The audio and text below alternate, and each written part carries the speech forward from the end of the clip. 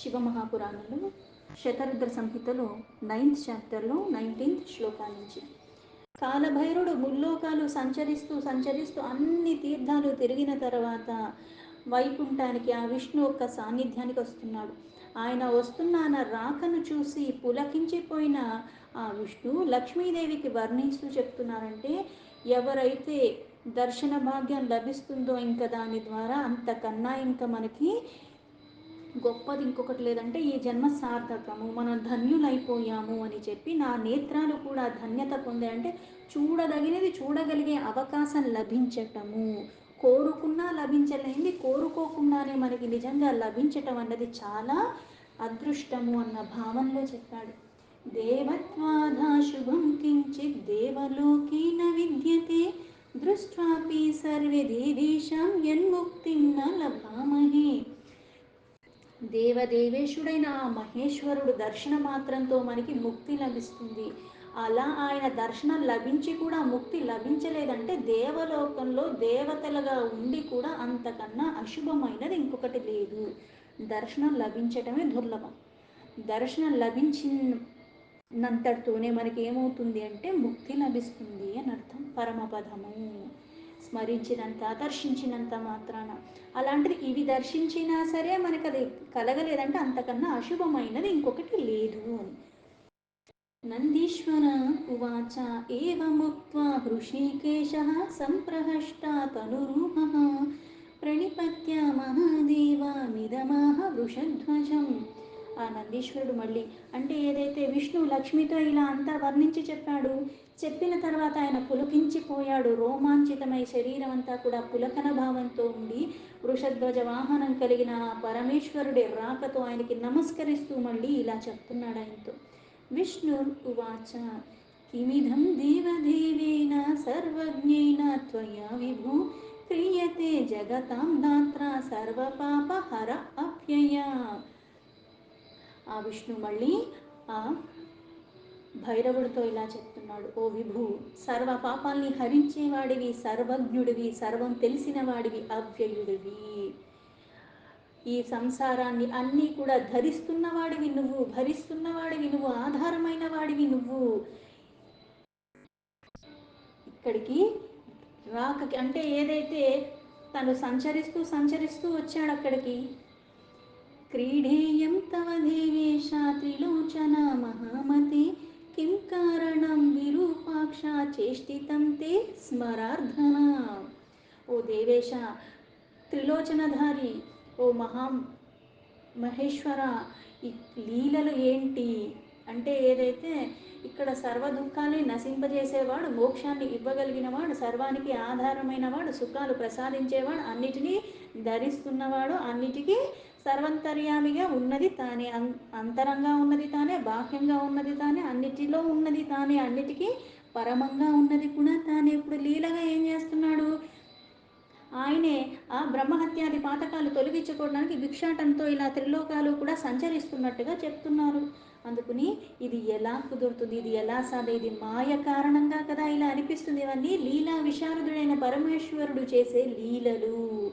అందుకని ఇలాంటి లీలలు ఎందుకు చేస్తున్నావు నాయనా ఓ విరూపాక్ష? నువ్వు ఇలాంటి కార్యాలు చేస్తున్న దానికి కారణం ఏంటి? ఎందుకంటే మాయని తన ఆధీనంలో పెట్టుకుని అన్నిటికీ అతీతంగా ఉన్న ఆ పరమాత్మ మాయకి లోబడినట్టుగా మళ్ళీ లీలలు చేస్తున్నాడు. మనం ఏం చేస్తాం? ఎప్పుడు మాయామోహానికి లోబడిపోయి ఉంటాం. అందుకని అవన్నీ కూడా మనల్ని ఇంకా భ్రమలకి లోబడేలాగా చేస్తూ ఉంటాయి. అందుకే విష్ణువు అన్నాడు, ఏం కారణం చేత ఇలా చేస్తున్నావు? ఈ లీలకి చెయ్యటానికి అర్థం ఏమిటి అని. కిమర్థం భగవాన్ శంభో భిక్షాం చరసి శక్తిప సంశయో మే జగన్నాథ ఏష త్రైలోక్య రాజ్యద. ఓ భగవాన్, ఎందుకు ఓ శంభు శక్తి యొక్క భర్తవి నువ్వు, అలాంటిది ఏ కారణం చేత భిక్షాటన చేస్తున్నావు? యో జగన్నాథ, జగత్తుకే నాథుడివి నువ్వు, ముల్లోకాలు కూడా నీ ఆధీనంలో ఉన్నాయి. అలాంటిది నువ్వు ఇలాగ ఎందుకు భిక్షాటన చేస్తున్నావు? నా సందేహాన్ని నువ్వు తొలగించు అన్నారు.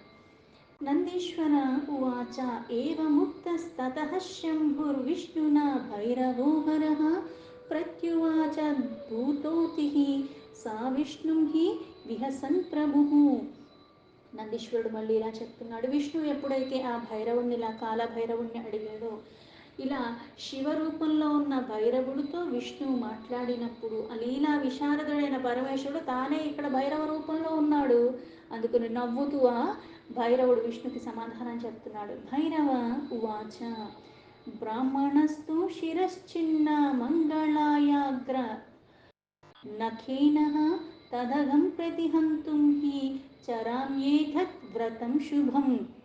భైరవుడు మళ్ళీ విష్ణువుకి చెప్తున్నాడు ఏమని, నేను నా గోరు ఒక్క ఆ పై భాగంతో, ఆ నఖము అంటారు, గోరొక్క పై భాగంతోనే బ్రహ్మ ఒక్క శిరస్సుని ఖండించేశాను. ఆ పాపాన్ని తొలగించుకునే నిమిత్తంగానే ఈ వ్రతాన్ని నేను అనుష్ఠిస్తున్నాను. భిక్షాటన, మూడు లోకాల్లో ఈ తీర్థాల్లో తిరుగుతూ భిక్షాటన చేస్తున్నాను అన్నాడు. నందీశ్వర ఉవాచ ఏవముక్తో మహేశేన భైరవేణ రమాపతి స్మృత్వా కించిన్నత శిరాః పునరేవ జిజ్ఞపత్. నందుడు మళ్ళీ సనత్ కుమారుడికి ఇలా చెప్తున్నాడు. మహేష రూపంలో ఉన్న మహేశ్వరుడే ఈ భైరవుడు. భైరవుడు తానే, రుద్రుడు తానే, అన్నీ తానే. అందుకని ఆ మహేశ్వరుడే కాలభైరవ స్వరూపంలో ఉన్నాడు. ఆయన అలా చెప్పేసరికి లక్ష్మీపతి, కాలభైరుడేమో శక్తిపతి, ఈయన లక్ష్మీపతి. అందుకని మళ్ళీ స్మరణతో ఒక్కసారిగా ఆయన ముందు శిరస్సు వంచి మళ్ళీ ఈ ప్రకారంగా భైరవుడితో మాట్లాడుతున్నాడు విష్ణు. విష్ణుర్ ఉవాచ యతేచ్ఛసి తథా క్రీడా సర్వవిజ్ఞాపనోదక మాయయా మా మహాదేవ నాచాదయితుమర్హసి. విష్ణు ఆ భైరవుడితో ఇలా అంటున్నాడు. అన్ని విఘ్నాల్ని నాశనం చేసేవాడివి నువ్వు, అలాగే సర్వ దుఃఖాల్ని తొలగించగలిగిన వాడివి నువ్వు మహాదేవ. మీ కోరిక ఎలా ఉంటే అలా చేయండి, ఎందుకంటే లీలా విశారదుడు సర్వము లీలలతో నడిపించేస్తూ ఉన్నాడు. అయితే మీ మాయకి నన్ను మాత్రం మోహానికి గురయ్యేలాగా మాత్రం చెయ్యద్దు.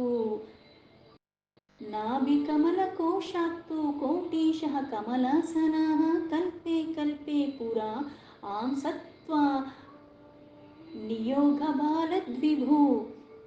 ఎందుకంటే మీ ఆజ్ఞతో, ఆ శక్తితోనే నా నాభికమలం నుంచి ఎందరో బ్రహ్మలు పుట్టుకొచ్చారంటే ప్రతి ఒక్క కల్పంలోనూ, కల్పాంతరంలో బ్రహ్మ కూడా ఎలా అయితే 100 సంవత్సరాలు మహా అంటే మనం ఉంటాం, తర్వాత మన కాలం అయిపోతుంది. అలాగే బ్రహ్మకు కూడా ఒక కాలం ఉంది. కొన్ని కల్పాల తర్వాత తను కూడా వెళ్ళిపోతారు. ఇలా ప్రతి ఒక్క కల్పాల్లో కూడా ఎంతోమంది ఇలాగ బ్రహ్మలే ఉత్పత్తి జరుగుతూ ఉన్నారు. అవన్నీ నేను చేసి ఉన్నాను. అది కూడా నీ శక్తి కారణంగా, నీ ఆజ్ఞ మేరకు. అలాంటిది ఈ మాయకి నన్ను ఎందుకు మళ్ళీ లోబడేలాగా ఈ లీలని చేస్తున్నావు? త్యజ మాయామిమాం దేవా దుస్తరామా కృతాత్మభిః బ్రహ్మాదయో మహాదేవ మాయయా తవ మోహితాః. దేవా, పుణ్యహీనులైన మనుష్యుల్ని నువ్వు ఆ మాయని వదిలి వాళ్ళు మళ్ళీ నిన్ను చేరేలాగా, పుణ్యం పెరిగితేనే మాయను వీడగలవు, మాయ ఛేదింపగలిగావు అంటే, మాయామోహాలు వీడగలిగావు అంటే భవబంధనాల నుంచి నీకు విముక్తి లభిస్తుంది. అందుకే ఇక్కడ పుణ్యహీనులైన మనుష్యులకి ఆ మాయను త్యాగం చేయటం కానీ, మాయని ఛేదించి భేదించి దాన్ని తొలగించుకోవటం అన్నది అసాధ్యము. కానీ మీ మాయ బ్రహ్మాది మమ్మలనే మోహానికి గురి చేసేస్తుంది, ఇంకా మానవులు ఎంత. యథావధానుగచ్చామి జ్యేష్ఠితం తే శివాపతే తవేవానుగ్రహచ్చంబో సర్వేశ్వర సతాంగతే. సత్పురుషుల యొక్క గతిని ప్రసాదించేవాడివి, పార్వతీదేవి యొక్క పతివి నువ్వు.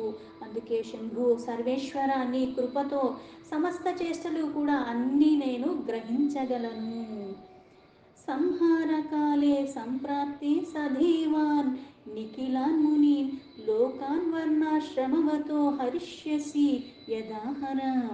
తదా కృతే మహాదేవ పాపం బ్రహ్మావధాదికం పరాంత్రణ్యం నతే శంభో స్వైరం క్రీడత్యతో భవాన్. ఓ హర, సంహార కాలంలో ఇక్కడ నువ్వు ఎలా అయితే సమస్త దేవతల్ని, మునుల్ని ఎలా అయితే అన్నిటినీ మనకి ఇంతకు ముందు చెప్పినట్టుగా అండం బ్రహ్మాండం అని చెప్పినట్టు, అది ఎక్కడి నుంచి ఉందంటే పాతాళం నుంచి సత్యలోకం దాకా ఉంది.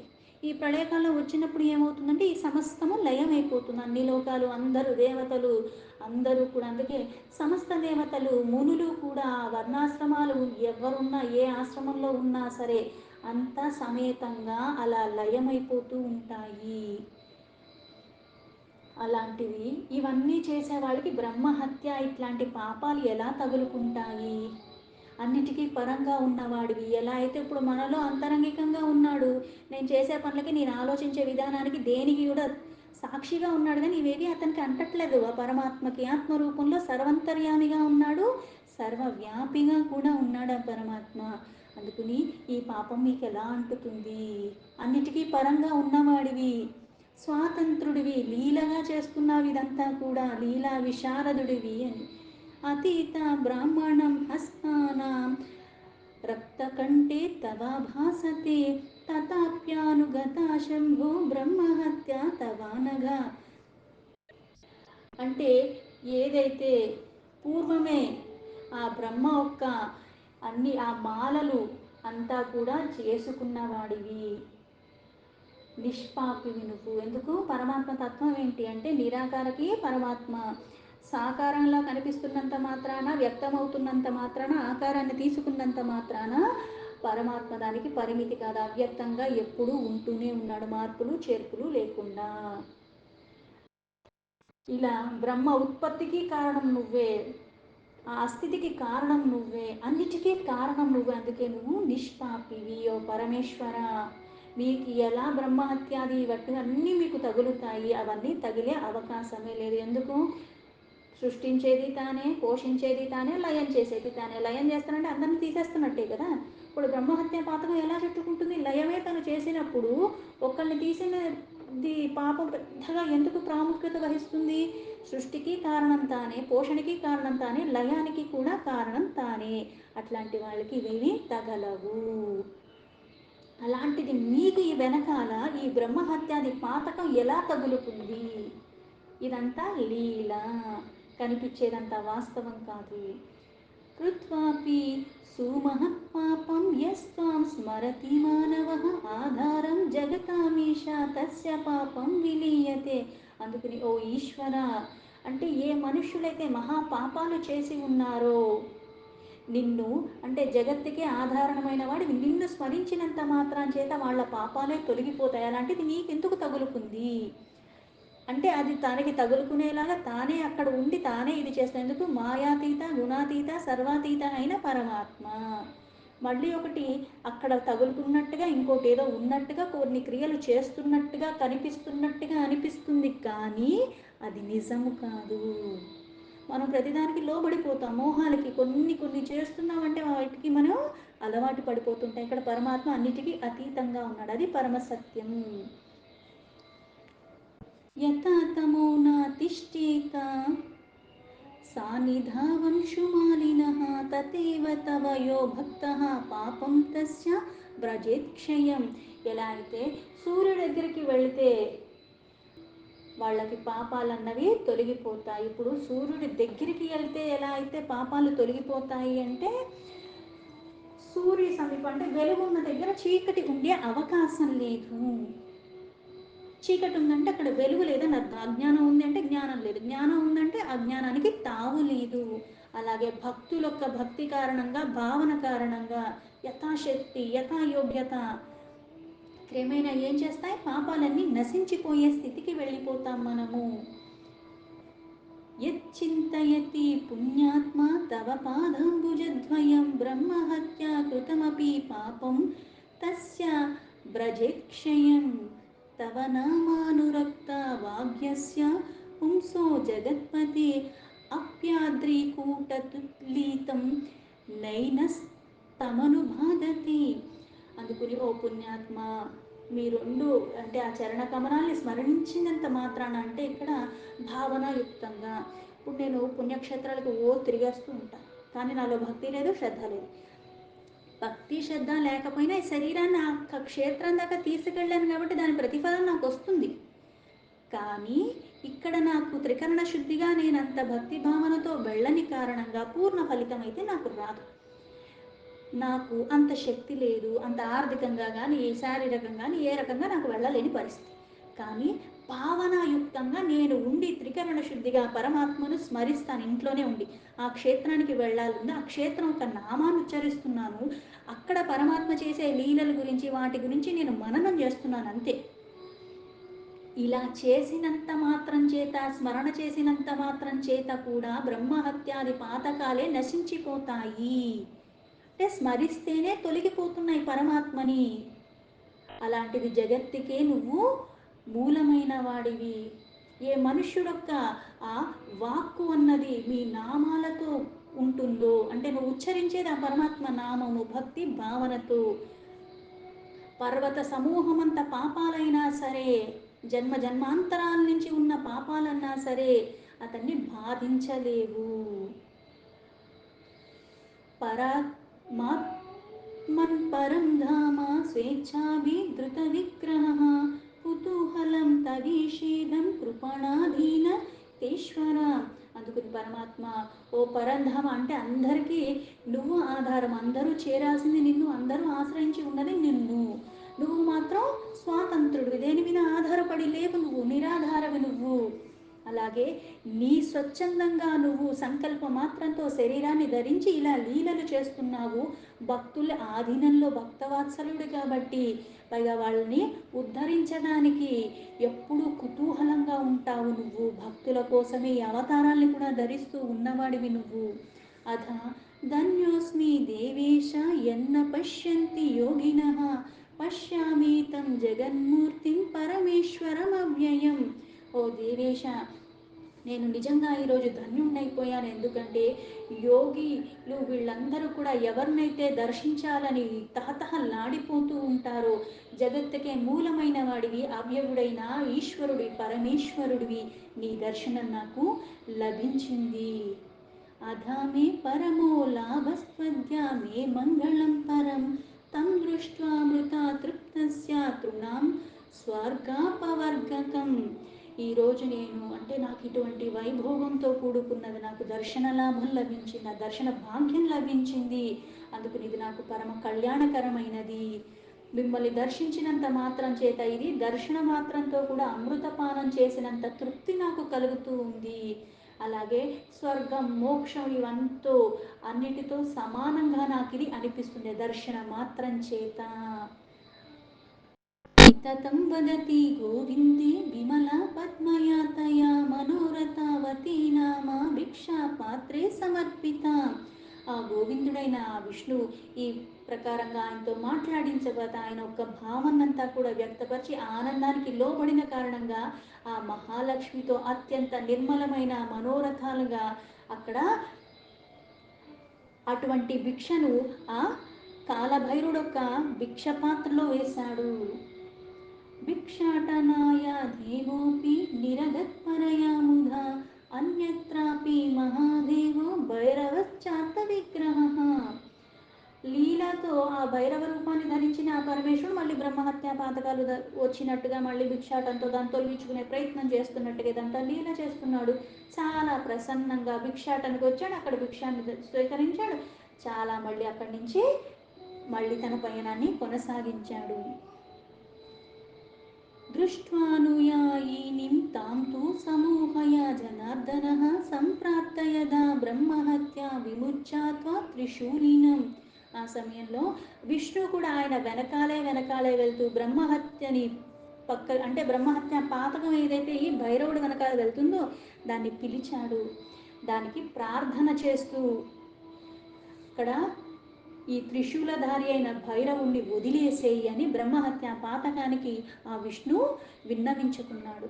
దీంతో శివమహాపురాణంలో శతరుద్ర సంహితలో 9th చాప్టర్లో 43 శ్లోకాలు సంపూర్ణం.